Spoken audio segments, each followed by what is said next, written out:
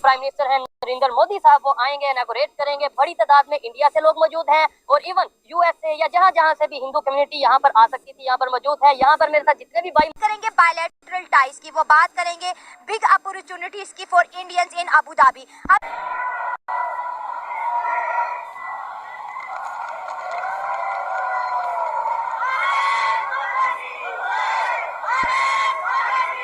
की कैपेसिटी 65,000 लोगों की है।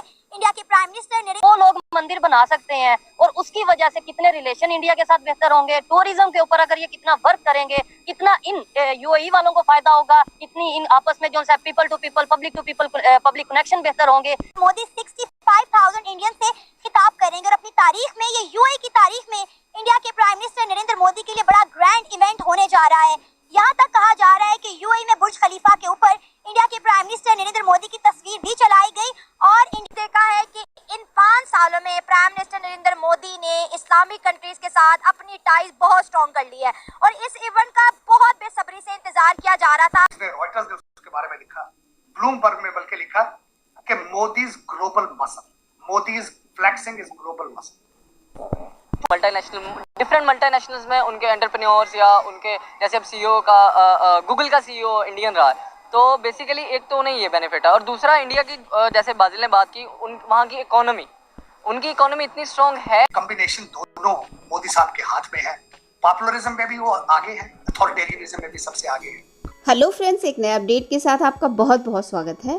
तो friends, Modi ji Abu Dhabi यानी कि यूएई पहुंच चुके हैं और आपने देखा कि उनका एयरपोर्ट पे कितना ग्रैंड वेलकम किया गया वहां के प्रेसिडेंट अल नाहयान के द्वारा, जो कि आपको पता है कि दोनों लोग की बॉन्डिंग कितनी ज़्यादा ज़बरदस्त है।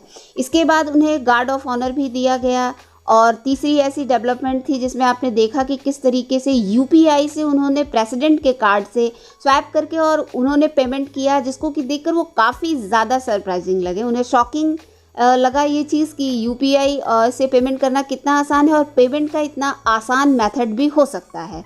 तो आपको पता है कि अब तो यूपीआई ग्लोबल हो चुका है। इससे पहले फ्रांस के एफिल टावर से लॉन्च किया गया था और अब जो है आपको पता है यूएई में शायद यूज़ होगा यूपीआई। तो इसी के साथ उनको जो है 13 तारीख मतलब कल की शाम को वहाँ इंडियन डायस्पोरा को संबोधित करना था। इसके लिए उनका जो कार्यक्रम रखा गया था वो शेख जायद स्टेडियम में रखा गया था, जहाँ पे 65,000 बताए जाते हैं कि वहाँ पे इंडियंस थे और यूएई के लोग भी थे। और इन लोगों को मोदी जी ने संबोधित करते हुए सबसे बड़ी बात का जिक्र किया, जिसमें उन्होंने बताया कि उनकी और प्रेसिडेंट की बॉन्डिंग और फ्रेंडशिप कितनी ज़बरदस्त है। और उन्होंने इस चीज़ का जिक्र किया, यहाँ पे आने पे मुझे ऐसा लगता है कि मैं जो है अपने ही घर में आया हूँ। और उसके बाद दूसरी बात उन्होंने कही कि वहाँ के प्रेसिडेंट ने बोला था कि आप जिस भी ज़मीन पर अपनी उंगली रख दोगे वो ज़मीन आपकी हो जाएगी। तो आप समझ सकते हैं कि कितनी गजब की दोस्ती है।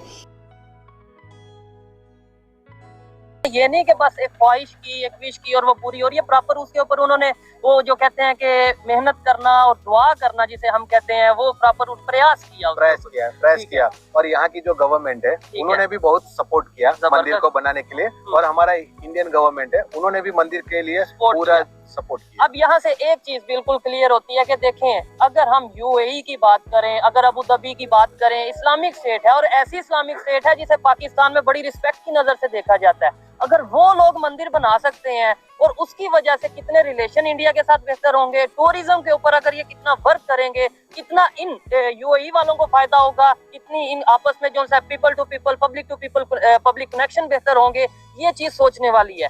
ये नया मंदिर बना सकते हैं और हम पाकिस्तान में हिंगलाज माता मंदिर, मारी माता मंदिर कराची में, इसके अलावा बड़ी तादाद में शारदा प्रीत की अगर कश्मीर में बात करें, दास राज की बात करें, मैं कहता हूँ बहुत बड़ी लिस्ट है जो कि हिस्ट्री रखती है, वो हमारे यहाँ पाकिस्तान में मौजूद है। हम उसको बनाना तो दूर, रेनोवेट नहीं कर पाते। आखिर क्या ऐसी वजह है कि हमारे जो माइंड में एक मजहबी पॉइंट ऑफ व्यू से देखा जाए एक ऐसा नैरेटिव बिल्ड कर दिया गया कि भाई जो मंदिर बना देगा वो तो दायरा इस्लाम से बाहर हो जाएगा। इस कंसेप्ट को खत्म करने की जरूरत है। और मैं तो बनाने की बात भी नहीं करता, मैं तो कहता हूँ यार रेनोवेट कर दो। कम से कम आप रेनोवेट करोगे थोड़ा सा मतलबी होके, मुफाद पसंद होके, अपना फायदा सोच के ही आप बनाओगे।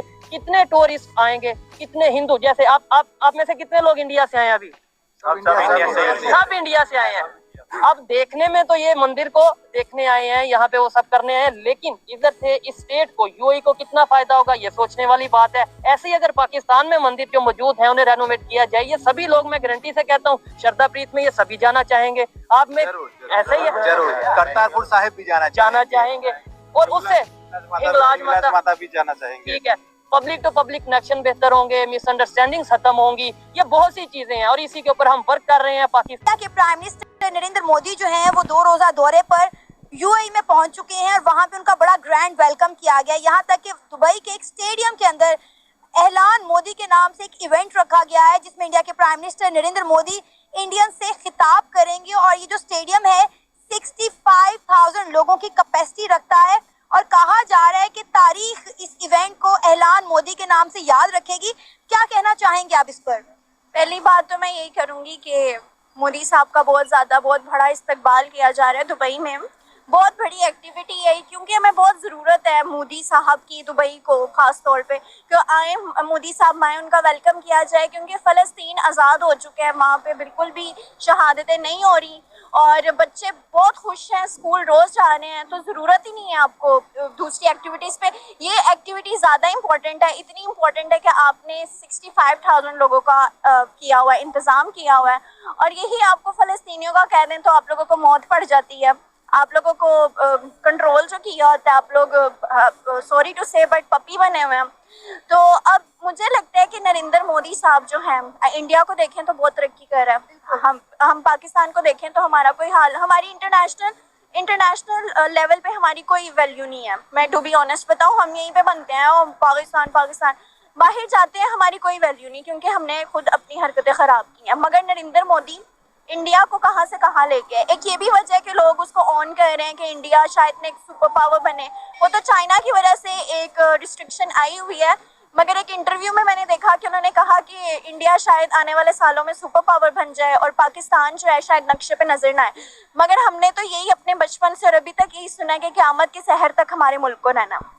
Prime minister Narendra Modi India को तो इज्जत दिला रहे हैं, लेकिन जो मुसाफिर हैं, जो ओवरसीज इंडियन है, उनको भी मुल्कों में जाके बहुत ज्यादा उनका कॉन्फिडेंस इनहांस कर रहे हैं, उनको बिजनेस अपॉर्चुनिटीज दिलवा रहे हैं, उनके लिए रास्ते हमवार कर रहे हैं। क्या कहेंगे? बिल्कुल, प्राइम मिनिस्टर जो है इंडिया के मोदी, ठीक है, वो रिस्पेक्ट डिजर्व भी करते हैं जो उनको मिल रही है। अच्छा। क्योंकि हमने अक्सर देखा है, अब न्यूज़ चैनल हो गया, स्ट्रीम मीडिया, ठीक है, अब तो यूथ का दिन है, तो हम देखते हैं कि जिस तरह उन्होंने अपनी मुल्क के लिए काम किया है पिछले 7-8 साल में और कंटिन्यूसली करते जा रहे हैं। G20 समिट हुआ इंडिया में, इसके अलावा आपको पता है वहाँ पे रशिया के लोग, काफ़ी लोग, ममालिक के जो वज़ीर आज़म कह लें या जो भी यूएई से लोग आए, तो ये है कि उन्हें इंडिया का इतना ज़्यादा काम कर दिया कि आने वाले जो अगर इंडिया को 5-7 लाहौर मिल जाए, अभी तो वैसे ही वो अमेरिका को टक्कर दे रहे हैं इंडियन, ठीक है। May be if I am not wrong, may be दूसरी या तीसरी बड़ी इकोनॉमी है इंडिया की, उसके पीछे पीएम मोदी का बड़ा हाथ है, वो डिजर्व करते हैं रिस्पेक्ट जो उनको वेलकम मिला। 5वीं है और तीसरी टर्म में कह रहे हैं तीसरी इकोनॉमी बनेंगे दुनिया। बस मैं तीसरी क्या बन जाएगी, ये मैं बता रहा हूँ कि आने वाले कॉन्फिडेंट कैसे है और आपके पास इतनी नॉलेज कैसे है अबाउट इंडिया?